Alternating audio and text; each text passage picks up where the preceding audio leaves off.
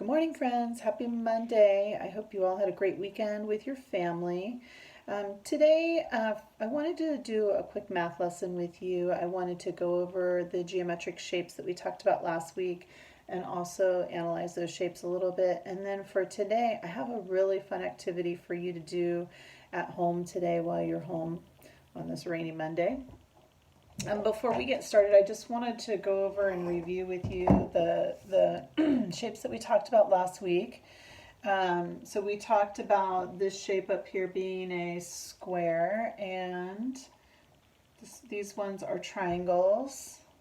And down here with the 6 sides is a hexagon. Up here going around is a circle. And then these two are rectangles. And then last week we also talked about when we analyze these shapes, we look at two things. We look at the corners. And do you remember what we call those? So if there's just one, we say a vertex. But if there's more than one, we'll call them vertices. So on the square, there were 4 vertices. In the triangle, there were 3. And the hexagon had the most at 6. And then we also talked about the sides. So the sides are those straight lines. So on the square, there's 1, 2, 3, 4, and I kind of mark them with a little line like that so I can see those sides easily. So the square had 4 sides and 4 vertices. The triangle had 3 sides and 3 vertices. The hexagon had 6 sides and 6 vertices, or 6 corners. The rectangles had 4 sides, 1, 2, 3, 4, and 4 vertices. And no matter which way you turn the triangle or the rectangles, the numbers remain the same. The circle, if you remember, has 0 straight lines, so it has 0 sides, and there's no points or corners, so we say it has 0 vertices. So this is a 0 vertices and 0 sides on the circle. Okay, so that's kind of a review of what we kind of went over last week. Today for math, I want you guys to do, and I don't want this to throw your families for a curve, but I really like this page in the homework a lot better than I do the student pages that are in the packet that I sent home. So in the second packet that you guys got, there was a homework book, and it looked similar to this. Whoops, my notes. It's similar to this, only it said student homework book or something like that. So if you can find that, today we're going to be working on lesson Unit 10, Lesson 8, and it looks like this, drawing the flat shapes. Now the reason I like this one better than the student journal is because it gives the students a chance to trace and practice, but then there's also this empty space at next to it that I want our friends to do a scavenger hunt at home, and I want them to go through their house and see the things that they can see that match these shapes. So for instance, they can trace and color the triangle, and then they can go through their house and they can look for things that are a triangular shape. So over the weekend, I was looking through my house, doing a scavenger hunt for shapes at my house, and I found a couple of things that I wanted to share with you. So this is my coaster. It's just my drink coaster. And if you look really closely on my coaster, you see 2 different shapes. So there's a circle here in the middle, and then around the outside perimeter of the circle, you see a lot of triangles.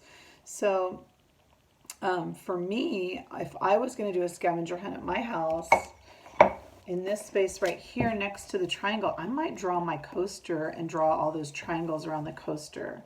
I also found, when I was going through my house, my little window stained glass angel, and I don't know if you can see her well, she's kind of clear glass, but her body is a triangle down here. So maybe I do my angel, or maybe I could do 2. I could do my coaster and my angel in this space right here, and just maybe color in the triangles. I know a lot of these, like my angel has multiple shapes, but I can just maybe color in just the parts that match that shape. So when I was looking through my house this weekend for my square, I found in my kitchen a napkin. So when you're going through your house today, I want you to find things that you can see in your house that are squares like this too. And then you can draw that in this space right here. Now this shape down here is the rectangle, so the kids can trace it. And when I was going through my house, I have a lot of rectangles in my house, but this is one of my favorites. This is Sadie. This is my picture frame of Sadie. And if you look here, there's a rectangular picture space right here in the middle. So for me, if I was going to do this page, I would probably draw my Sadie picture frame right here in this space to show my rectangle. Okay, and then when we turn the page to the back, this shape right here with the 6 sides, the hexagon, I couldn't find any at my house. So I'm really, really hoping that maybe you guys, when you go through your house today, you can find some hexagons in your house and share them with us so we can see them, because I could not find any at my house. This next shape is the circle, and we're going to trace it. And then in this space right here, you can draw something that you found in your house. It's a circle. So for me, maybe I do my angel's face up here is a circle shape, or maybe the lid to my toothpicks. I could do that in there. Or what about my clock? My clock face is also a circle, so you can draw that in this space right here.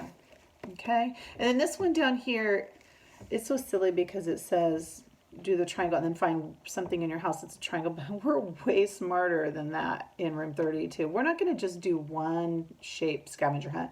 We're going to do 5 shape scavenger hunts. Okay, so we're going to go through the house today, and we're going to look for squares, triangles, circles, rectangles, and hopefully hexagons. I'm hoping that someone in our class can find some hexagons today to share with us. Okay, so this is part 1 of our math work today. The other part that I want you to do today, if you have time, is I want you guys to actually build some shapes. So in my lesson, usually in the classroom in our lesson today, I would bring in toothpicks and little mini marshmallows. And I know some of you have these things, and if you do, great.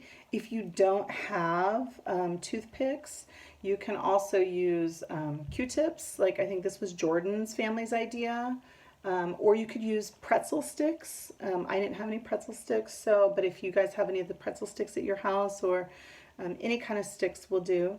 And then I'm going to use these as my sides to my shapes, okay? And then remember, the shapes are the straight lines. Then for the vertices, I'm going to use my little mini marshmallows, okay, to build my flat shapes with. If you don't have marshmallows, you can use the cotton balls, like Jordan's family talked about. You could use little slices of bananas. You could use Play-Doh or molding clay, whatever you guys have at home that you could make into a little circle shape. So for today, I'm going to take my my toothpicks, and I'm just going to stick a marshmallow on the tip of that, okay? And then on this side, I'm going to stick my next toothpick in. So now my shape has 2 sides and 1 vertice. Now on this corner, I'm going to add another vertice, and just stick your toothpicks in. Be careful because the toothpicks are a little sharp. You want to be careful, and typically I'd be doing this on the table. It'd be easier, but I want you guys to be able to see this. And then another side into this vertice. Okay. And then 2 more vertices at the bottom. And, oops. And then 1 more side. Hopefully you guys can see this. It's a little fragile. So when you're all done with that, you have a geometric square. And it's really easy to see the sides, so the toothpicks are my sides, but maybe you'll use Q-tips as your sides and cotton balls as your vertices, or maybe you'll use pretzel sticks as your sides and bananas or strawberries or something as your vertices, some soft fruit. And then my marshmallows are my vertices. So you can see on my square I have 1, 2, 3, 4 sides, and I have 1, 2, 3, 4 vertices. Okay, now this is my square. Now you guys can shift it a little bit. I don't know if you could see this, but you could make it into a rhombus too. If you kind of push it in a little bit like that, or a diamond shape. See that? So you can make a rhombus. A rhombus isn't on our list, but you can still make one if you want to.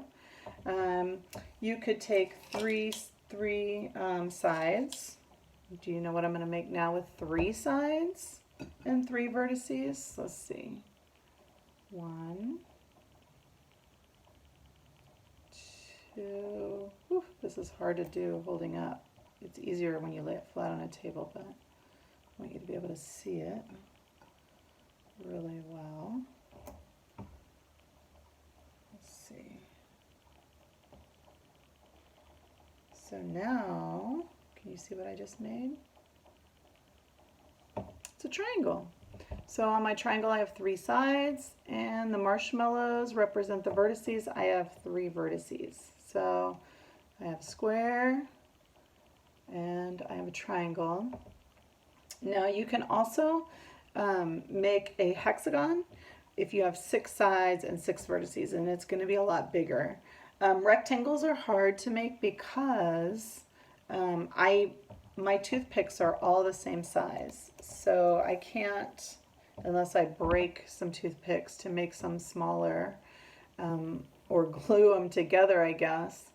I can't make a rectangle because I don't have longer toothpicks and then shorter toothpicks, but maybe you guys can come up with something at your house for that. There's going to be one shape, guys, that you're not going to be able to make today because it has 0 sides and 0 vertices. So I can't wait to see if you guys figure that out. Okay, so today I just really want you to review the shapes, trace the shapes, do some scavenger hunting around your house to look for the shapes, and then I really want you to have fun building the shapes today, okay? And this is math in your kitchen, guys. This is what we're doing. So I hope you have a great time with it today. Enjoy the math, and I can't wait to see the pictures of what you guys make and send me. I'm looking forward to it. Today in our online classroom, I will post some pictures of different shapes and things that I found around my house, and I want to see what you guys find around your house today too. All right, have a great day, guys. I'll talk to you soon.